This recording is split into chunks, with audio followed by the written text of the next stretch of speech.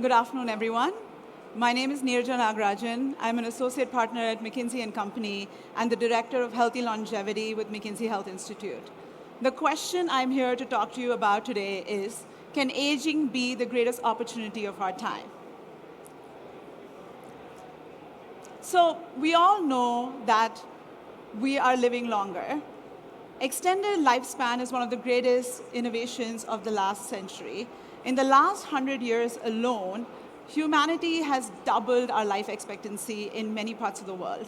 However, when we talk about aging and increased lifespan now, the narrative is rarely positive. Oftentimes, we hear words like the aging tsunami. How are we going to mitigate the challenges of aging? How are we going to deal with the fact that there is such a high old age dependency ratio? Falling GDP, labor force participation, increased healthcare costs. The question I am here to ask is, are we framing this the wrong way? Are we framing something that should be an opportunity as a challenge? Why do I say it is an opportunity? We are living longer. However, if we can...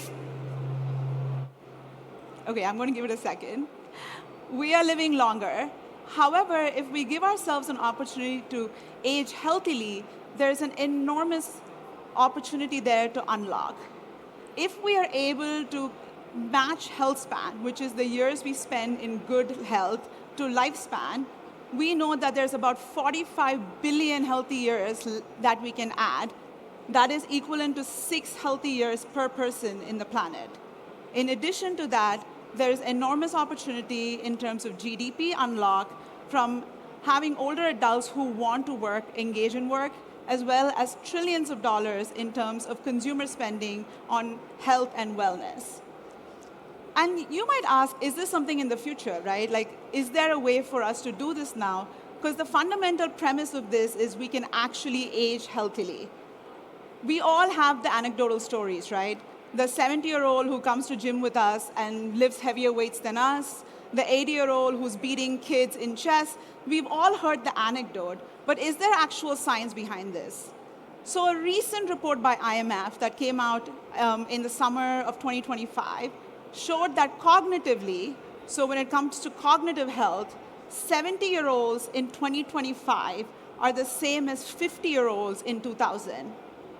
Let that sink in for a second. That is an incredible, miraculous stat, right? It means that we are actually living through a time of unprecedented cognitive and physical health improvements for humankind. This is across the board and across countries, right? They're seeing incredible shifts in cognitive health, everything from mental cognition, but down to things like grip strength, which we all know is associated with aging healthily. So, of course, the evidence is showing that we can age healthily. This set us up to ask the question of, okay, how do we harness this 45 billion healthy years, trillions of dollars in wellness, and increased GDP uplift? What are the avenues that we need to invest in to be actually harness this opportunity? Here's a framework that shows you the avenues. None of this is rocket science. A lot of you probably know this, right? You invest in health systems, whether it's preventative health, hospital systems, healthcare workforce. You invest in social determinants of health, whether it's the built environment to help people age healthily, whether it's nutrition and other aspects, but also societal participation. We know that older adults who are able to engage in society, whether it's through working, volunteering, or lifelong education, have better health outcomes. So we have a set of avenues that you need to invest in to harness this opportunity. The next question was, what is the return on investment? And the reason we ask this question is there's competing priorities across the globe for every dollar we spend. So how do we support investing in longevity consistently and actually shift the narrative from reactive spending in health to proactive spending to justify the cost of this? So we set out to do a study that looked at the return on investment for investing in healthy longevity across 7 countries, across the 8 avenues we showed. The 7 countries were chosen to represent the diversity of the world we live in. So 7 countries were the United States, Saudi Arabia, Italy, Nigeria, India, China, and Brazil. The reason we chose them are obviously they represent the global north and south. They represent what are considered older countries in terms of demographic shifts, as well as younger countries in terms of demographic shift. And we chose these countries and looked at the 8 avenues here across these countries to show what is the return on investment. The headline is, across all of these countries, there is a positive return on investment for investing in healthy longevity interventions. On average, it's about $3 for every dollar invested. I will say this was done very conservatively to ensure that we felt confident in the numbers. This differed by country. For Brazil, for example, it was $2.50 for every dollar invested. For Italy, it was about $5 for every dollar invested. Adding a little color to this, what does this actually mean? In Saudi, investing in very simple interventions like hand railings, anti-slip mats, etc., can have a $7 back for every dollar invested by preventing falls for older adults and downstream healthcare costs.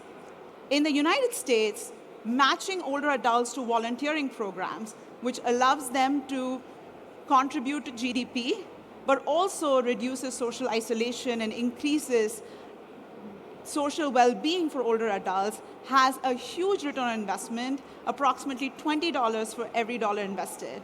And in China, for every dollar invested in technology like wearables to increase physical activity for older adults, has about a $4 return on investment, both from reducing healthcare costs, but also, again, increasing health, like quality of life and other kinds of metrics that matter for older adults.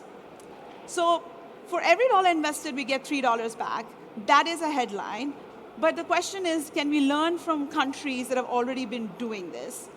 There's, of course, the headline countries like Japan that have been doing this for a long time, including things like bringing older adults back into the workforce, which increases GDP, but also improves societal participation.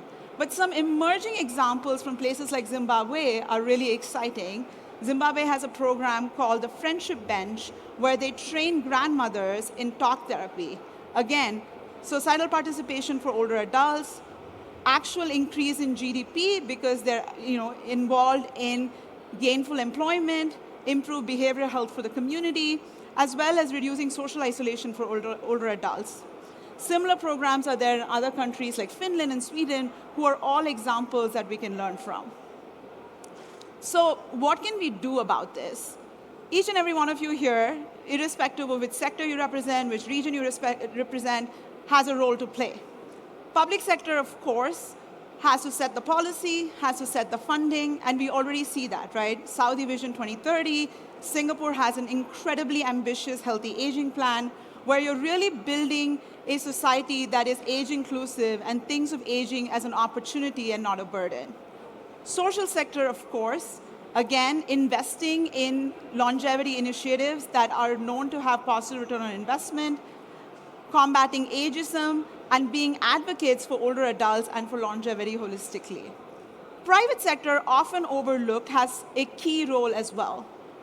We know that older adults are the majority in terms of consumer purchasing power in many parts of the world already. So how is the private sector thinking about the products and services it's building for older adults, and how is it going away from the narrative of older adults as a homogeneous group that, one size fits all? Also, when it comes to inclusion of older adults in the workforce, the private sector has a huge role to play because, again, as people get older and cognitively stronger, people want to work longer. And how are we combating ageism and supporting older adults to continue to engage in society? So I will end by saying that the last century was a century of longer lives. We have an incredible opportunity to make this century a century of healthier lives and more sustainable communities. Please find me afterwards to talk about this in more detail.